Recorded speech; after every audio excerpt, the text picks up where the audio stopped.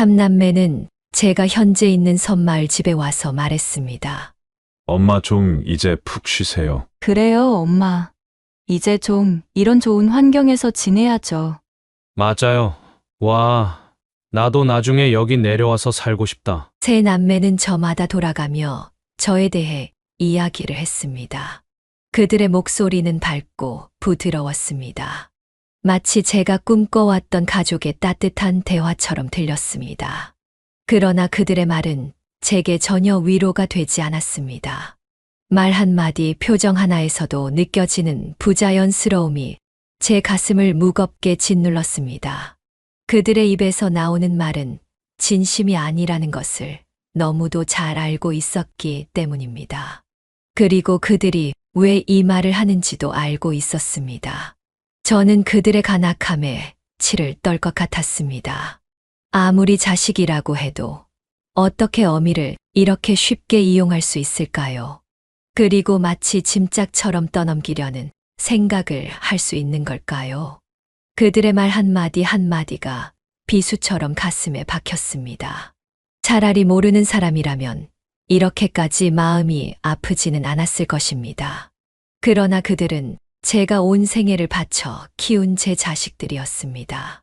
그런 자식들에게서 이런 말을 듣는 것은 상상조차 못했던 고통이었습니다. 그렇다고 해서 저는 그 자리에서 화를 내거나 자식들의 말에 반박하지 않았습니다. 겉으로는 고개를 끄덕이며 미소를 지었습니다. 그러나 제 속에 타오르는 분노를 꾹꾹 눌러 담았습니다. 지금은 내 자식들에게 화를 내봤자 속이에 경을 잇는 것보다도 못하다는 것을 알았기 때문입니다. 자식들이 진심으로 자신의 행동을 되돌아보기 전에는 어떤 말도 소용이 없다는 것을 이제는 뼈저리게 깨달았기 때문입니다. 저는 차분히 아이들의 이야기를 듣는 척하며 속으로 다짐했습니다. 지금은 나의 차례가 아니지만 언젠가 자식들에게 진실을 보여줄 날이 올 것이다. 이렇게 다짐했습니다. 내 안에 쌓인 이 상처와 분노를 복수로 갚으려는 것은 아니었습니다. 그럼에도 불구하고 적어도 내가 어떤 아픔을 겪었는지는 알아야 했습니다. 그리고 그들이 얼마나 큰 잘못을 했는지를 아는 것이 마땅한 교육이고 도리라 생각했습니다. 저는 그때까지 나는 참고 또 참을 것이라고 생각했습니다. 자식들의 대화가 끝나고 저는 천천히 일어나 방으로 들어갔습니다. 방에 들어가 문을 닫자마자 제 얼굴에서 미소가 사라졌습니다.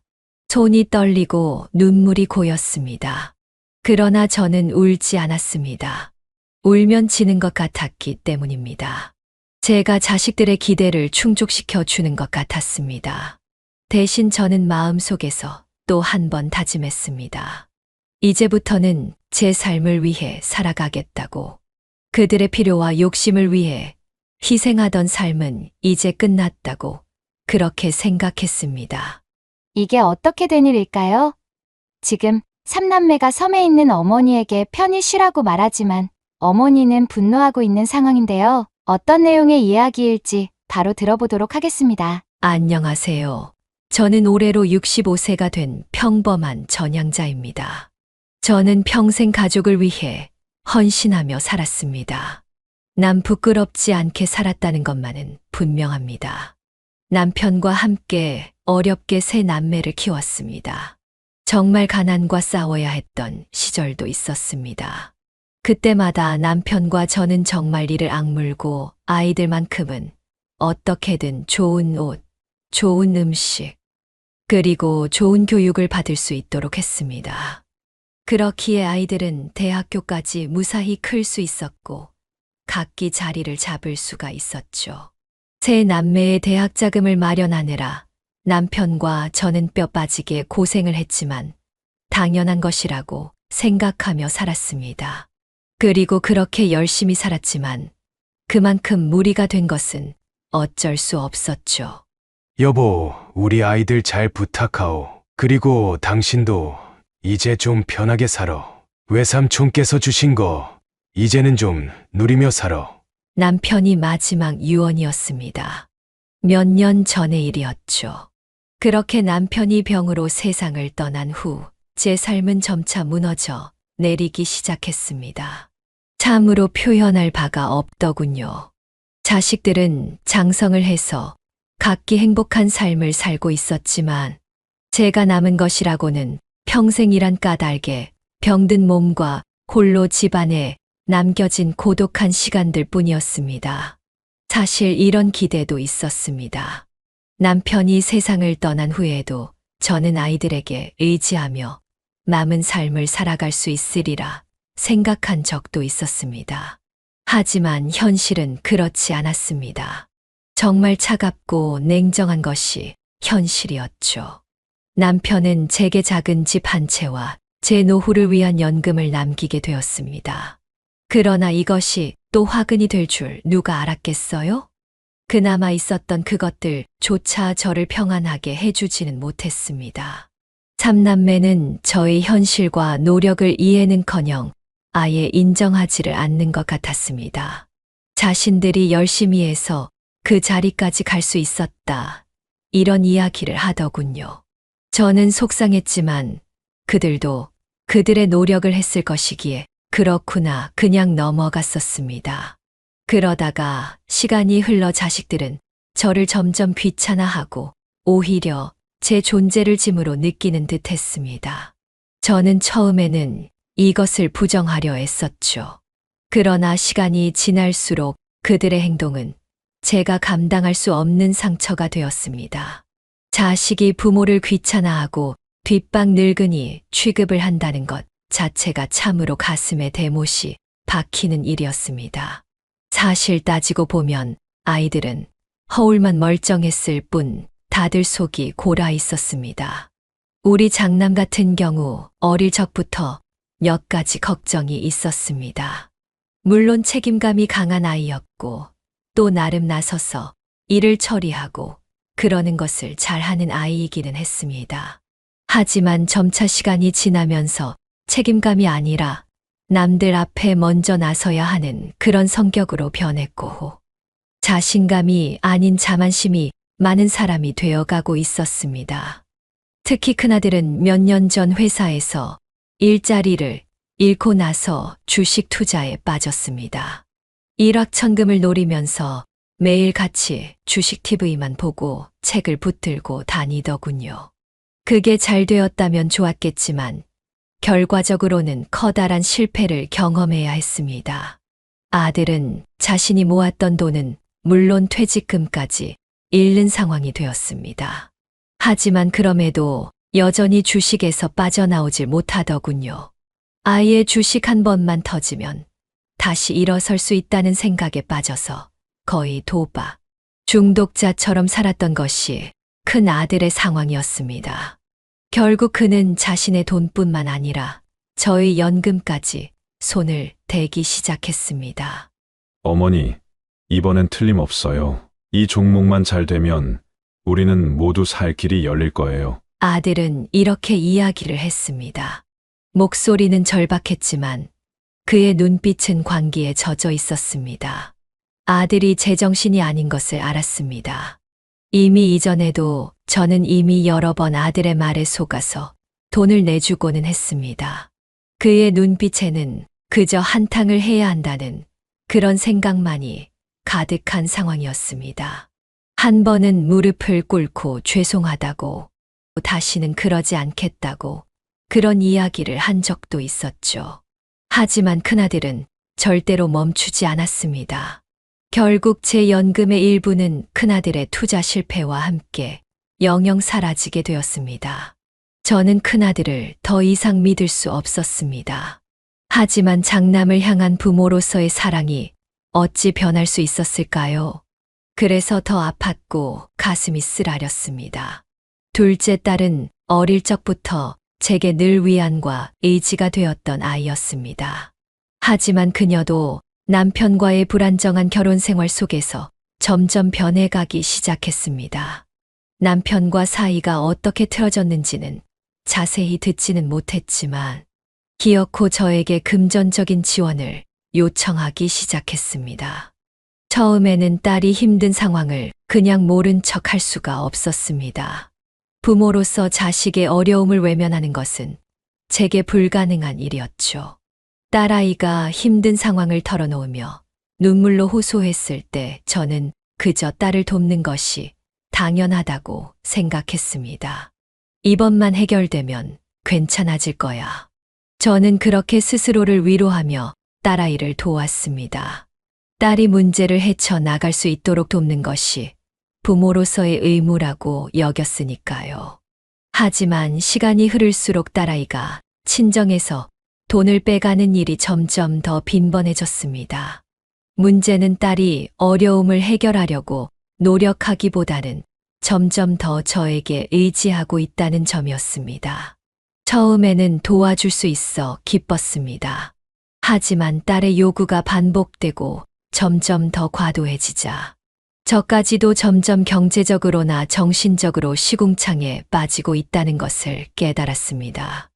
딸은 항상 이렇게 말했죠. 이번만 도와주세요. 정말 이번이 마지막이에요. 라며 절규 섞인 말을 했습니다.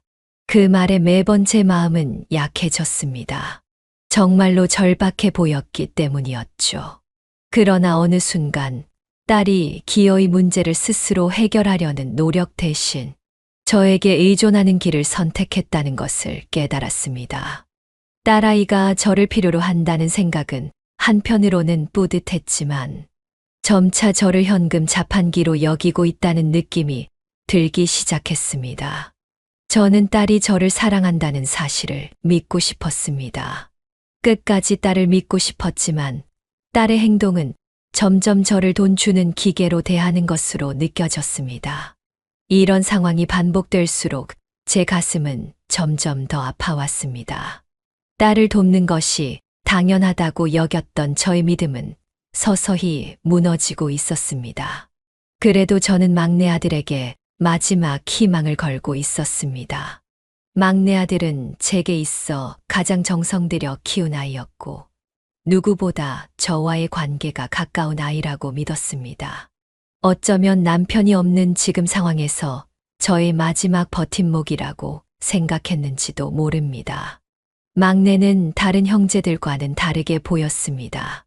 막내는 항상 자기 앞길을 착실히 걸어가고 있는 것처럼 보였고, 저에게 의지하지 않고 스스로 살아가고 있는 모습이 정말 자랑스러웠습니다. 저는 막내가 저와는 상관없이 자신의 삶을 잘 꾸려가고 있다고 생각했습니다. 하지만 그것은 잠깐의 착각에 불과했습니다. 어느 날 막내가 저에게 조심스럽게 말을 꺼냈습니다. 엄마, 어차피 혼자서 통장 관리하시기 힘드시잖아요. 제가 대신 관리해 드릴게요.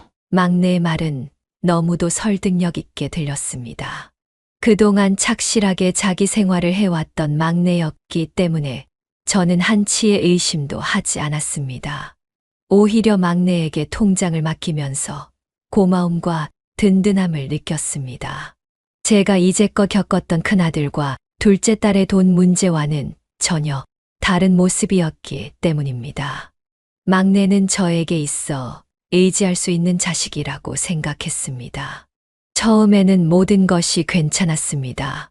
막내는 매번 저를 안심시켰습니다. 제가 몰랐던 경제적인 부분도 대신 챙겨주는 것 같아 정말 믿음직스러웠습니다. 역시 막내는 다르구나라는 생각이 들었습니다. 막내는 제게 항상 자신감 있는 태도로 말했고, 저는 그의 말을 의심하지 않았습니다. 그러나 시간이 지나면서 조금씩 이상한 점들이 보이기 시작했습니다. 통장에서 돈이 예상보다 빠르게 빠져나가고 있었죠. 돈의 사용처에 대해 물어볼 때마다 막내는 애매모호한 답변을 내놓았습니다. 처음에는 그저 착오가 있겠거니 하며 넘겼습니다. 하지만 점점 더 이상한 일이 반복되자 저는 막내에게서 무언가 숨겨진 진실이 있다는 것을 느끼게 되었습니다. 결국 어느 날 막내의 비밀을 알게 되었습니다. 막내가 오랜 시간 동안 빚을 돌려막기 하고 있었던 것이었습니다. 막내는 점점 늘어나는 빚을 감당하지 못했던 것이죠.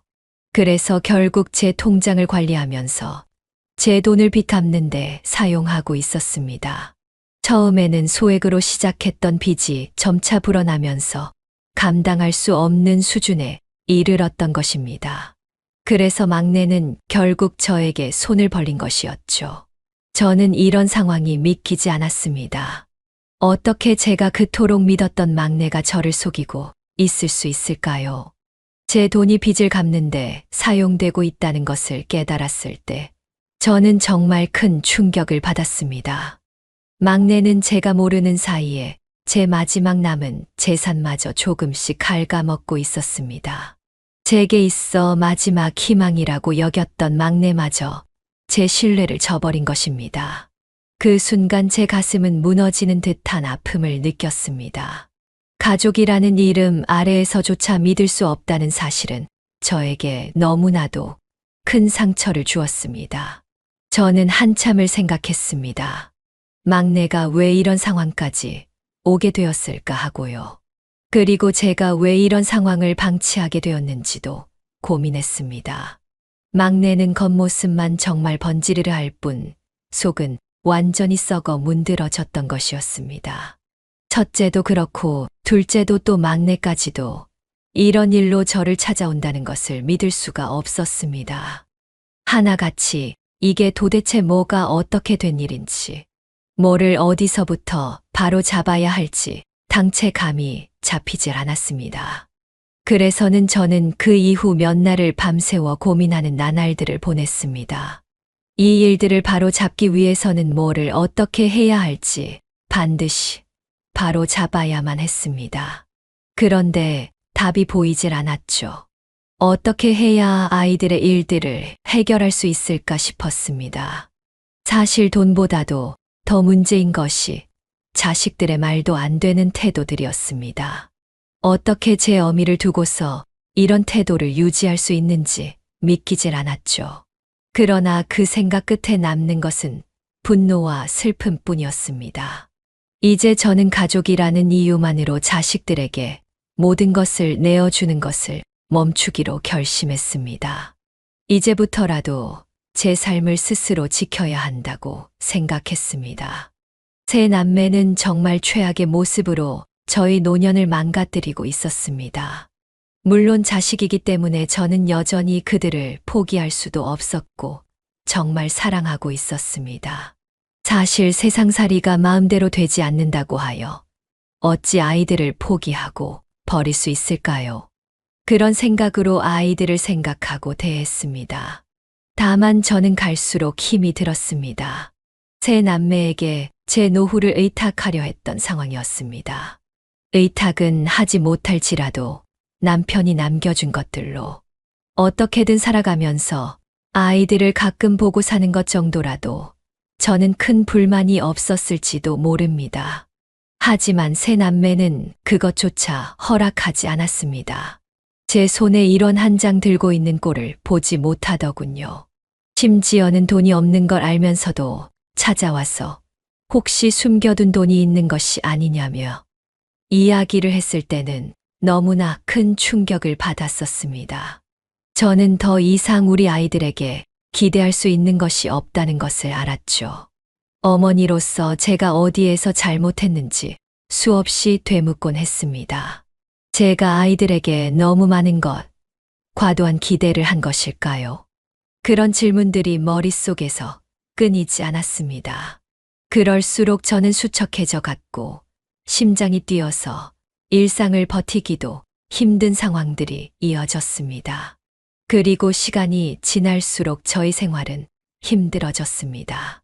무엇보다 재산으로 인한 것이 아니라 마음의 상처와 외로움이 더욱 커져만 갔습니다. 그것이 고립을 만들었고 정말 고독하고 추운 겨울 같은 시간을 보내도록 만들었죠. 세 남매 중 저한테 안부를 묻는 놈이 하나도 없더군요. 그것도 정말 충격적으로 다가온 부분이었습니다. 만약 남편이 곁에 있었더라면 이런 일이 벌어졌을까요? 남편이 아니라 세 남매 중 단 한 명이라도 저를 진심으로 이해해주는 누군가가 있었더라면 이렇게까지 외롭고 힘들지는 않았을 것 같습니다. 저는 이제 어떻게든 제 스스로를 지키고 보호해야 한다는 생각이 들었습니다. 하지만 그런 결심조차 제 마음을 위로하지 못했습니다. 제 아이를 키우며 흘렸던 눈물과 땀의 결과가 이렇게 끝나야만 하는 걸까? 이런 생각들이 머릿속을 헤집고 다녔기 때문입니다. 제가 세상을 떠난 남편과 함께했던 시간을 떠올리며 간신히 버티고 있을 때 아이들이 이런 이야기를 하더군요. 장남이 저를 섬으로 모시겠다는 이야기를 한 것이었습니다. 재미있는 것은 그 이야기를 장남이 꺼내자 둘째 딸도 그리고 막내도 거기에 동조를 하면서 그거 좋은 생각이라고 이야기를 한 것이었죠. 처음에는 무슨 일인가 싶었지만 이내 섬에서 평화롭게 살 수 있다는 생각이 들어서 반가웠습니다. 자연 속에서 여생을 보내며 마음의 평화를 찾을 수 있을 거라는 기대가 들었죠. 그런데 섬으로 떠나기 얼마 전 아이들끼리 이야기하는 것을 우연한 기회에 듣게 되었죠. 어머니 집이 얼마라고? 그래도 몇 억은 나올 테니까 그거 똑같이 나눠 가지는 거다? 뭔 소리야. 그거 똑같이 나눠 가진다니? 내가 좀 더 가져야지. 나 이번에 진짜 급해. 이런 대화를 하고 있는 세 남매였습니다. 저는 벽 뒤에 숨어 그들의 이야기를 들으면서 눈물을 삼킬 수밖에 없었죠. 게다가 장남은 이런 말도 했습니다.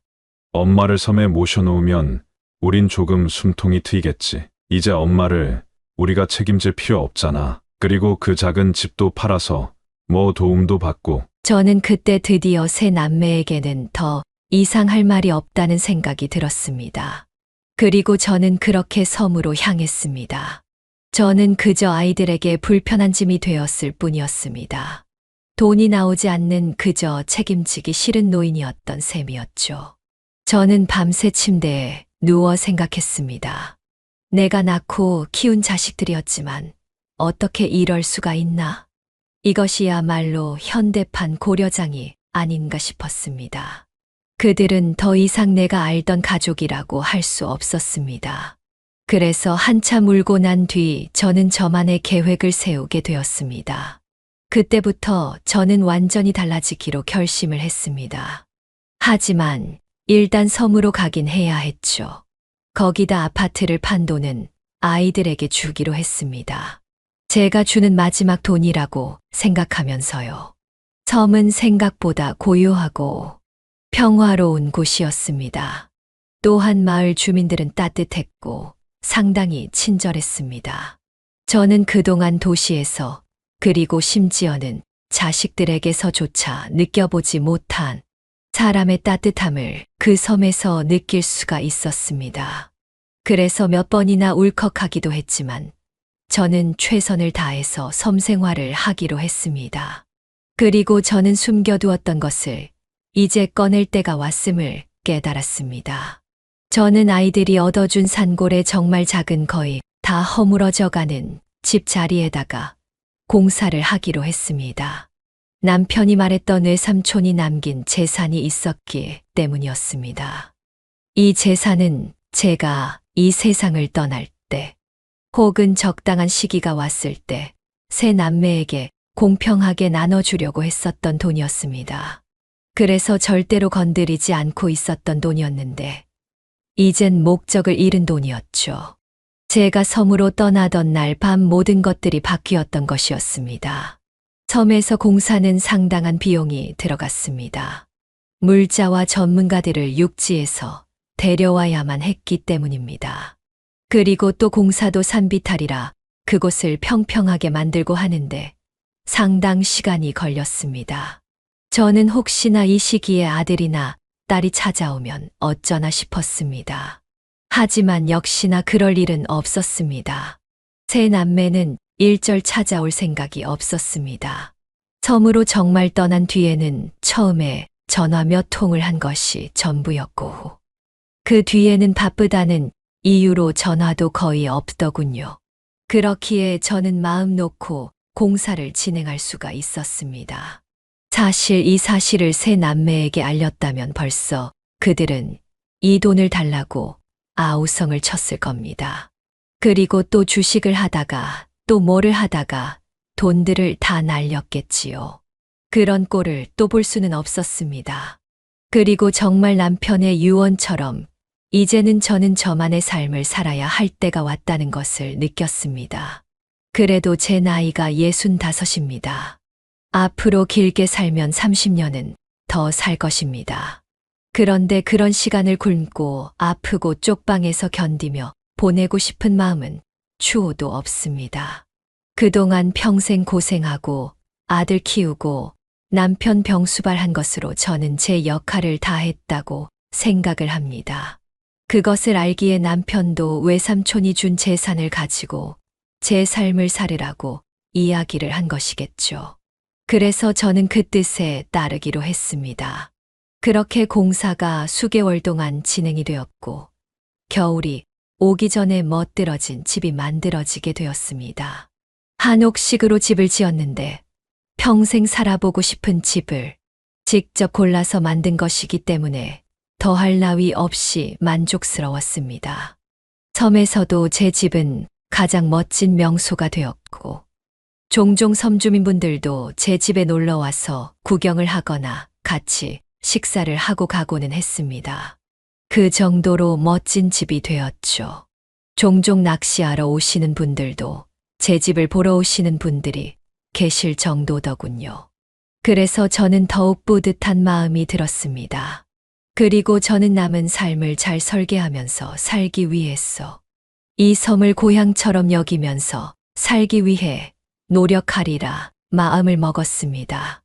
집을 짓고 또 제가 앞으로 평생 쓸 돈을 제외하고도 제법 많은 돈이 남은 상황이었습니다.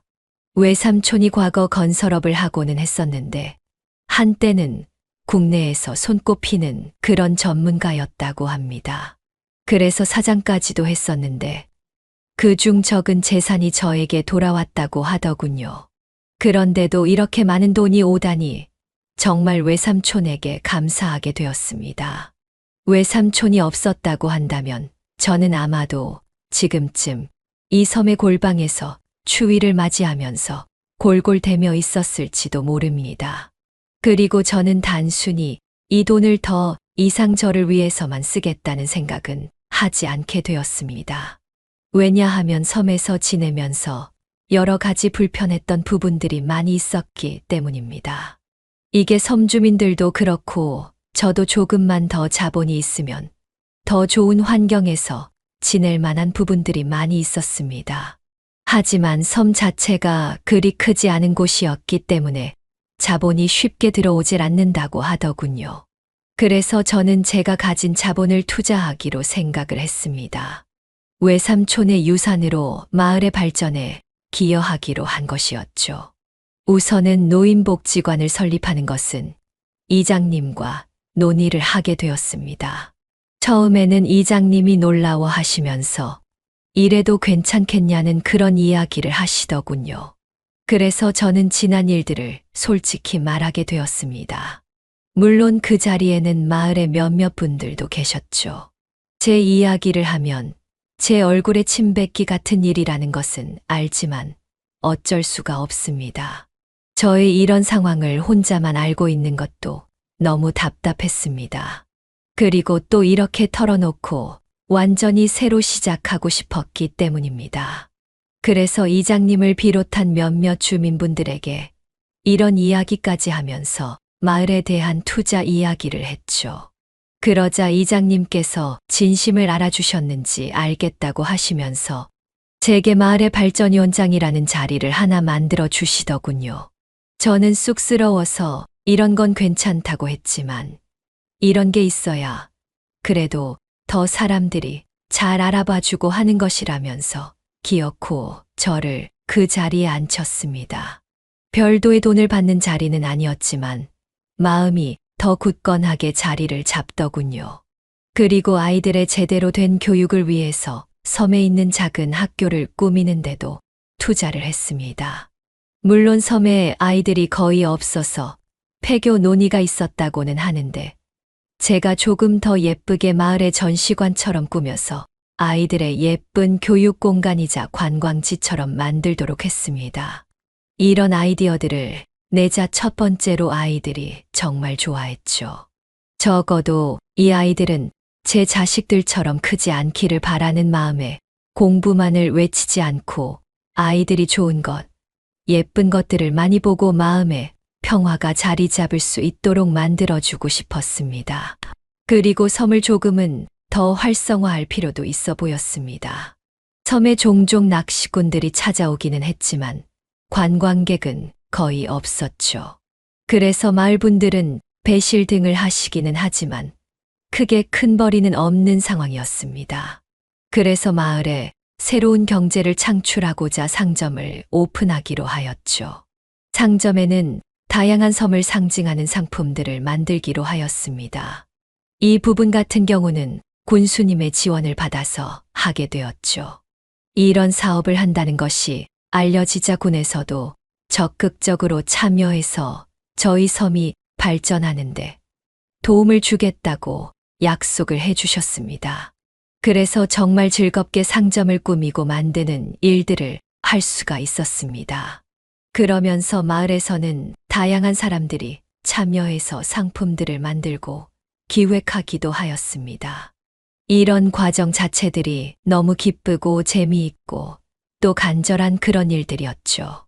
그렇게 섬 주민들과 함께 작은 상점을 열어 운영하면서 마을 사람들과 점점 두터운 친분을 만들어가게 되었습니다.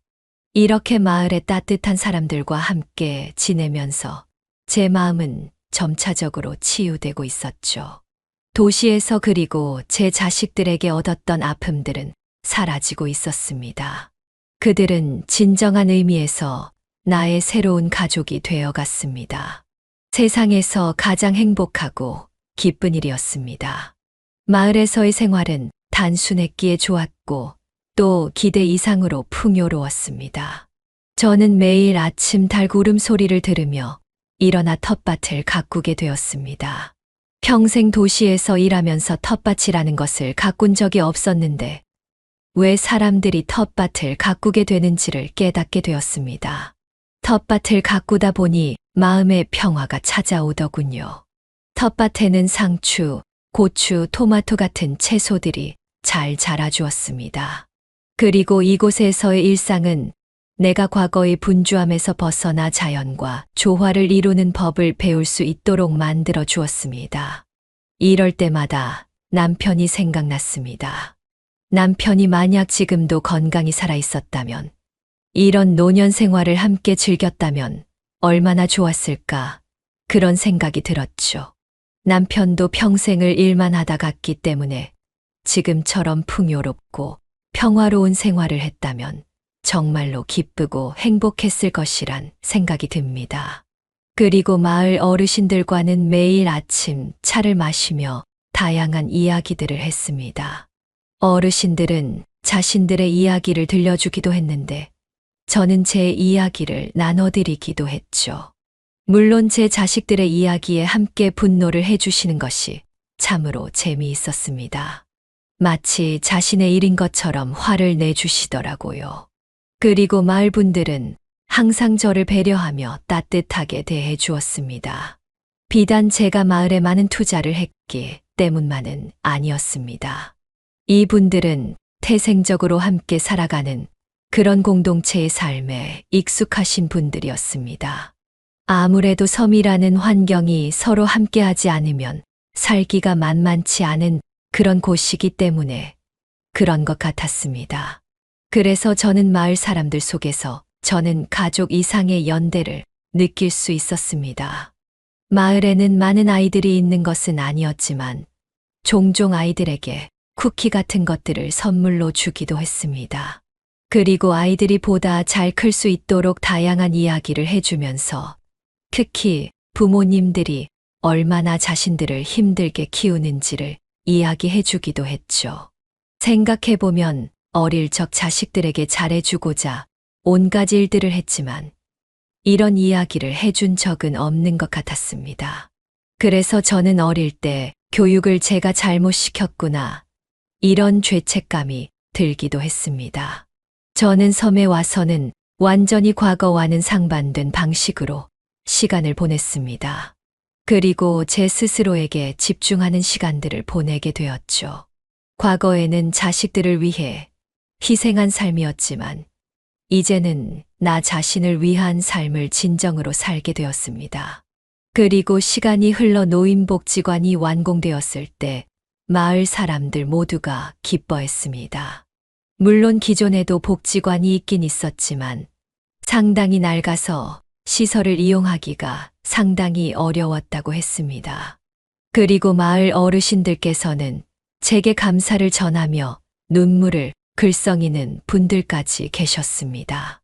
저는 무척이나 큰 보람을 느낄 수 있었죠. 그렇게 행복한 나날이 지속되고 있을 때였습니다. 갑자기 마을 어귀에 나갔던 마을 이장님이 누군가 절 찾아온 것 같다고 연락을 주시더군요. 새 자식이 섬으로 찾아온 것이었습니다. 그들의 얼굴은 초췌했고 옷차림은 어딘가 흐트러져 있었습니다. 뻔한 일이었습니다. 그동안 제 집을 어떻게 팔아서 뭘 했는지는 몰라도 그들의 꼴을 보니 상황은 뻔했습니다. 그리고 말끔했던 과거의 모습은 사라지고 눈빛은 탁해져 있는 것이 단숨에 저는 세 남매가 과거처럼 변한 것이 없구나 생각했습니다. 그리고 자식들은 뭔가 간절함과 절망으로 가득 찬 눈빛으로 절 바라보고 있었습니다. 저를 만나서 말조차 쉽게 꺼내지 못하는 모습을 보니 그동안 고생이 만만치 않았나 보다라는 것을 직감할 수 있었죠. 하지만 오랜만에 보는 자식들이었음에도 제 마음 한편은 이미 냉랭한 상태 그 자체였습니다. 엄마, 우리가 잘못했어요. 다 용서해 주세요. 장남이 말했습니다. 그러자 막내 아들과 둘째 딸도 번갈아 가면서 말했죠. 맞아요. 우리가 잘못했어요. 엄마, 외삼촌이 그 많은 재산을 남겼다는 것을 이제 들었어요. 결국 용서를 구함과 동시에 그들은 바로 돈 이야기를 꺼냈습니다. 저는 그들이 왜 여기에 온 것인지 무엇을 바라고 있는지 너무도 잘 알 것 같았습니다. 지금 자식들의 간절함은 단순한 반성에서 오는 것이 아니었습니다. 이미 외삼촌의 유산 이야기가 그들 귀에 들어갔기 때문에 이렇게 간절한 얼굴을 하고 찾아온 것이겠죠. 저는 냉랭하게 자식들에게 말했습니다. 할 말 있으면 해봐라. 저는 차분하게 앉아서 이야기를 들을 준비를 했습니다. 솔직히 그 순간에도 마음속 깊은 곳에서는 화가 치밀어 올랐죠. 하지만 겉으로는 최대한 평정을 유지하면서 자식들의 이야기를 귀담아 들겠다는 신용을 했습니다. 솔직히 무슨 말을 할지 다 알고 있었지만요. 그러자 옹색하게 세 남매는 제 앞에 무릎을 꿇고 앉았습니다. 이전에 저를 섬으로 보낼 때의 당당하고 후련해하던 그런 얼굴은 일체 찾아볼 수가 없더군요. 자식들은 누구도 먼저 뭔가 이야기를 꺼내진 못했습니다. 다만 집 안의 소박한 가구들을 둘러보면서 뭔가 이야기거리라도 찾는 것 같았죠. 저는 그들이 무슨 말을 꺼낼지 기다리며 침착하게 차를 준비하고 있었습니다. 맞아요. 엄마, 저는 엄마를 이곳에 보내는 걸 반대했는데 누나가 언제 반대했다고 그런 이야기를 해? 갑자기 세 남매는 이야기를 하다가 서로를 도끼 눈을 뜨고 쳐다봤습니다. 그동안 얘네들이 어떻게 지냈는지 눈에 뻔히 보이는 순간이었습니다. 그리고 가장 먼저 이야기를 건넨 것은 장남이었습니다. 장남은 마치 자신이 대표라도 되는 양 둘째와 셋째의 말을 가로막은 뒤 이야기를 했습니다. 어머니, 이제 다시 저희 있는 곳에 올라오세요. 저는 어처구니가 없어서 이렇게 물었습니다. 뭐 때문에? 나는 여기가 좋다. 어머니, 외삼촌에게 물려받은 재산, 여기에 쓸 일도 없으시잖아요. 도시에 가셔서 좀 편하게 사세요. 장남의 말은 겉보기엔 순수한 배려처럼 들렸지만 저는 그 말에 숨겨진 의도를 단번에 읽을 수 있었습니다. 도시에 간다면 이러니 저러니 하는 핑계로 돈을 빼앗아 갈궁리만 할 것이 뻔했죠. 한때는 그들이 진심일지도 모른다고 믿고 싶었던 때도 있었습니다. 하지만 이제는 너무도 뻔히 그들의 속셈이 보였습니다. 자식들이 하나도 변하지 않았다는 것을 깨닫는 순간 제 마음속에서 오래된 상처가 다시 쑤셨습니다. 내가 내들이 여기에 날 버린 것을 모를까봐. 제 말에 장남을 비롯해 둘째와 막내의 얼굴이 크게 놀라는 눈치였습니다. 그들의 표정은 마치 자신들이 아무 잘못도 하지 않은 것처럼 억울한 듯 보였습니다. 장남이 서둘러 말을 꺼냈습니다. 어머니, 버리다뇨. 그런 말씀 마세요. 둘째 딸은 고개를 끄덕이며 거들었습니다. 그래요, 엄마. 누가 들으면 우리가 폐륜아들인 줄 알겠어요. 막내 아들도 억지 웃음을 지으며 한마디를 보탰습니다. 어머니를 버리는 자식이 어딨어요? 그들이 이렇게 이야기하는 모습을 보니 정말 달린 입이라고 거짓말을 아무렇지도 않게 내뱉는 것이 우스웠습니다. 그들의 입에서 흘러나오는 거짓말과 변명을 듣는 것이 더 이상 참을 수 없을 정도로 역겨웠습니다. 하지만 저는 그 순간조차도 화를 내지 않았습니다. 그동안 화를 내봤자 아무 소용없다는 것을 이미 뼈저리게 깨달았기 때문입니다. 자식들에게 화를 내는 것은 마치 소귀의 경을 잇는 것보다도 못한 일이었습니다. 그들의 마음을 움직이는 것은 결국 제가 준비한 진실뿐이라는 생각에 저는 차분히 상황을 주시했습니다. 이게 뭔지 아니? 저는 준비해둔 녹음기를 손에 들고 테이블 위에 올려놓았습니다. 그들의 얼굴은 금세 경계심으로 굳어졌습니다. 서로의 얼굴을 쳐다보며 머뭇거리는 모습에서 그들은 이미 무언가 심상치 않다는 것을 눈치챈 듯 했습니다. 저는 그들의 입에서 변명이나 거짓말이 나오기 전에 재생 버튼을 눌렀습니다. 녹음기에서 흘러나오는 목소리는 너무도 생생하고 적나라했습니다. 엄마 돈 좀 더 써야 해. 우리도 이제 짐 하나 덜었네. 엄마 집 빨리 팔아치우고 섬에는 대충 돈 몇백 보내주고 말자. 그들의 대화는 방 안에 울려 퍼졌습니다. 당연히 세 사람의 얼굴은 점점 굳어졌고 표정은 놀람과 당혹감 그리고 부끄러움으로 뒤엉켜 있었습니다. 그나마 다행이라면 이 대화를 듣고 적어도 당황하고 부끄러움을 느끼는 모습이었다는 점일까요? 방 안에는 무거운 침묵이 내려앉았습니다. 저는 그들의 눈을 똑바로 바라보며 천천히 입을 열었습니다. 내가 그동안 무슨 말을 들어왔는지 아니? 여전히 그들은 침묵했습니다. 눈빛은 아래로 떨어졌고 마치 어린 시절 혼날 때의 모습처럼 몸을 웅크렸습니다. 너희가 나를 사랑한다고 믿으면서도 내 마음 한구석에는 늘 의심이 있었다. 그런데 이제는 확신할 수 있다. 제 말에 그들의 얼굴은 새파랗게 질렸습니다. 더는 무슨 말을 해야 할지 찾지 못하는 모습이 역력했습니다. 그들의 침묵이 길어질수록 저는 제 마음속에 남아있던 마지막 의구심마저 사라지는 것을 느꼈습니다. 이제야 모든 것을 명확히 정리할 때가 온 것이었습니다. 저는 옆에 있던 서류 봉투에서 서류를 꺼내 그들 앞에 놓았습니다. 이건 내가 외삼촌 유산으로 만든 기부 서류다. 이 마을의 노인복지관과 관광지에 도움이 될 만한 것들을 만들기로 했어. 내가 진짜 가족이라 느낀 사람들에게 남기는 돈이지. 제 말이 끝나자마자 그들의 표정이 일제히 충격과 분노, 그리고 절망으로 뒤덮였습니다. 장남이 가장 먼저 소리쳤습니다. 예, 그게 도대체 무슨 말씀이세요? 둘째 딸은 억울하다는 듯 항변했습니다. 엄마, 그래도 이건 너무하잖아요. 우리도 엄마를 위해서 한 거였어요. 막내 아들은 울먹이며 억울하다는 듯 말했습니다. 저도 엄마를 위해서 그랬어요. 그냥 일이 꼬여서 그렇게 된 거라고요. 그들의 반응을 보며 저는 차분히 말을 이었습니다. 내들이 그동안 받아간 돈만 해도 충분할 거다. 불만이 있으면 법대로 하거라. 물론 변호사를 살 돈이 있으면 말이야. 그들의 입에서 변명과 후회가 쏟아져 나왔지만 저는 이미 마음을 굳게 먹었습니다. 그동안 섬에서 긴 시간 동안 수없이 생각하고 또 생각한 결론이었기 때문에 제 결정을 바꿀 여지는 없었습니다. 그들의 울음소리와 매달림조차도 더 이상 제게는 아무런 의미가 없었습니다.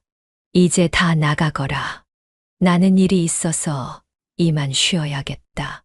장남은 울먹이며 다시 한번 애원했습니다. 엄마, 정말 우리가 잘못했어요. 한 번만 더 기회를 주세요. 이번에는 진심이에요. 둘째 딸도 손을 모아 빌듯이 말했습니다. 엄마, 우리도 엄마가 필요해요. 이제는 진짜로 달라질게요. 막내 아들은 눈물을 닦으며 마지막으로 말했습니다. 저도 한때는 엄마를 위해서 그랬어요. 그냥 일이 꼬여서 그렇게 된 거예요. 하지만 저는 흔들리지 않았습니다. 그들을 바라보며 차갑게 말했습니다. 너희가 나를 필요로 하는 건 알겠어. 하지만 내가 너희를 더는 필요로 하지 않아. 내 삶은 이제 너희 없이도 충분히 행복하다. 그리고 마지막으로 이렇게 말했죠. 내가 이곳에서 보낸 시간과 흔적들이 너희에게 진정한 가족의 의미를 깨닫게 해주길 바란다. 더 이상 나를 찾지 말아라. 이것이 자식들과의 마지막 대화였습니다. 매몰차다고 할 수 있었지만 그들은 젊고 전 이미 나이가 많았습니다. 자식들은 또 어떻게든 살아나갈 겁니다. 저는 그럴 시간도 힘도 없지만요. 그런 의미에서 이번 마지막 말이 자식들에게 큰 교훈이 되었길 진심으로 바랄 뿐이었죠. 그렇게 자식들이 떠나는 모습을 보며 저는 솔직히 감정은 복잡했습니다. 자식들이 진정으로 변할 수 있을까? 그런 생각도 들었고 또 여전히 그 버릇 어디 안 갔을지도 모른다는 생각도 들었습니다. 하지만 단 한 가지는 확실했죠. 저는 이제 그들에게 의지하지 않는다는 점입니다. 휘둘리지도 않고요.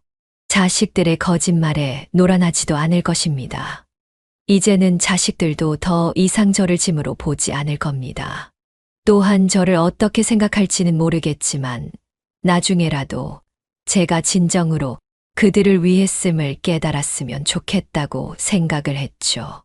자식들이 떠난 후 저는 며칠을 알았습니다. 늦은 감기가 온 것인지 어떤지는 몰라도 몸이 불편했습니다. 어쩌면 마음의 열병이 잠시 지나갔는지도 모르죠. 다만 그 시간이 지난 뒤 저는 다시 평화로운 일상으로 돌아왔습니다. 마을 사람들과 함께 농사를 지으면서 재미있는 시간들을 보냈죠. 또한 마을에 얼마 없는 아이들에게 저는 산타 할머니였습니다. 과자꾸러미를 늘 들고 다녔으니까요. 그리고 노인복지관에서는 마을 어르신들과 함께 시간을 보내면서 시간을 보냈습니다. 그곳에 가면 저는 완전히 젊은 축이었기 때문에 그것도 묘한 경험이었습니다. 그렇게 그런 평화롭고 나를 위한 시간들이 지속되고 있을 때였습니다. 우체부가 저희 집 앞으로 오더니 편지를 전해주더군요. 제 자식들에게서 몇 통의 편지가 도착한 것이었습니다. 편지의 내용들은 간단했습니다. 그들은 후회와 참회의 글을 써 보낸 것이었죠.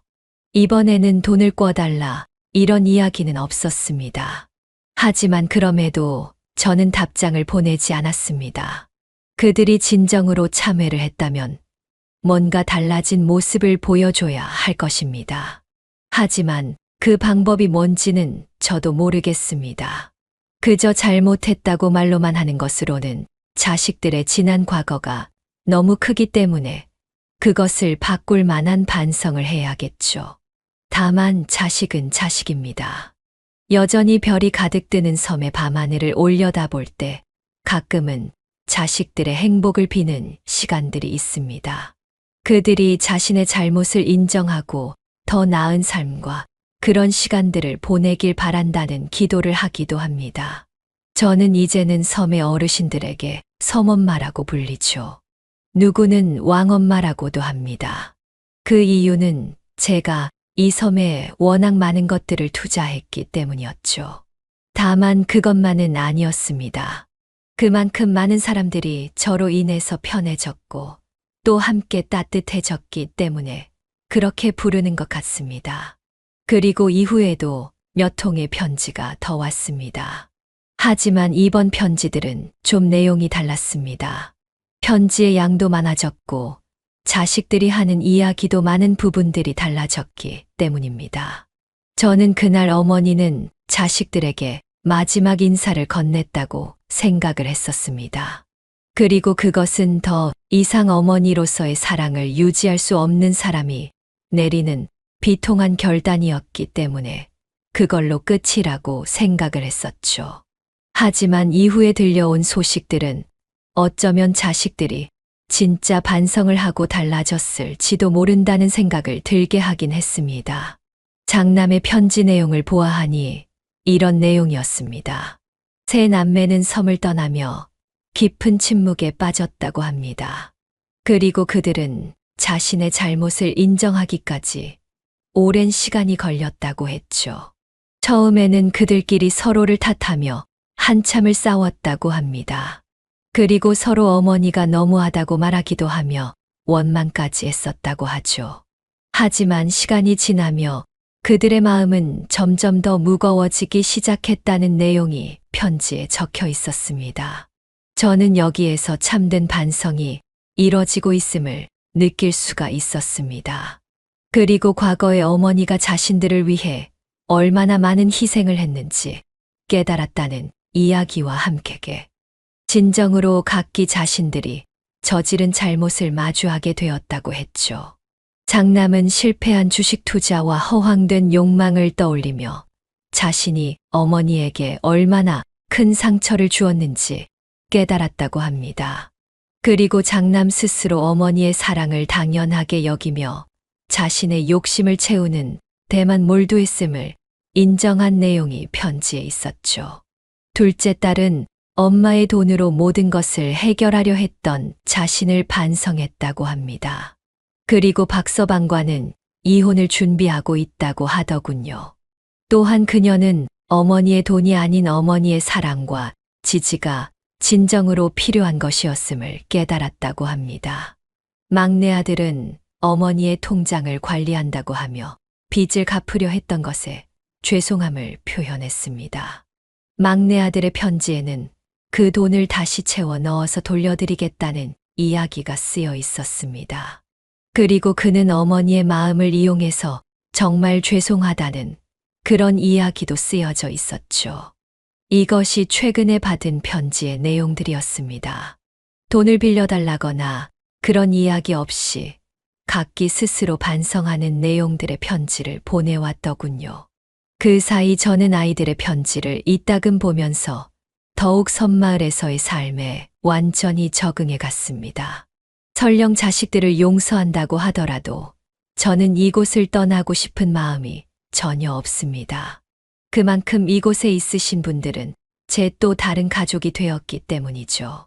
지금까지 제 사연을 이야기해 보았습니다.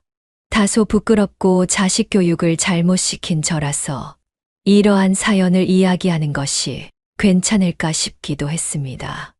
하지만 이렇게 용기 내서 사연을 쓰는 이유는 이런 일들을 다른 분들은 겪지 않기를 바라기 때문입니다.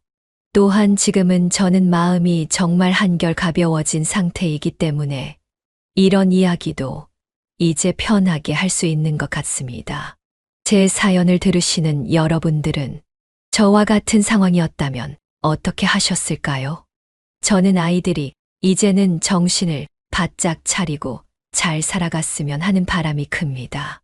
아무리 연을 끊다시피 했다고 하더라도 배 아파서 낳은 자식은 자식이기 때문이죠. 참 달이 이쁜 밤이네요. 마음이 이따금씩 복잡해지지만 다 날려버려야겠어요. 지금까지 제 이야기를 끝까지 들어주셔서 감사합니다. 네, 오늘 이야기는 어떠셨나요?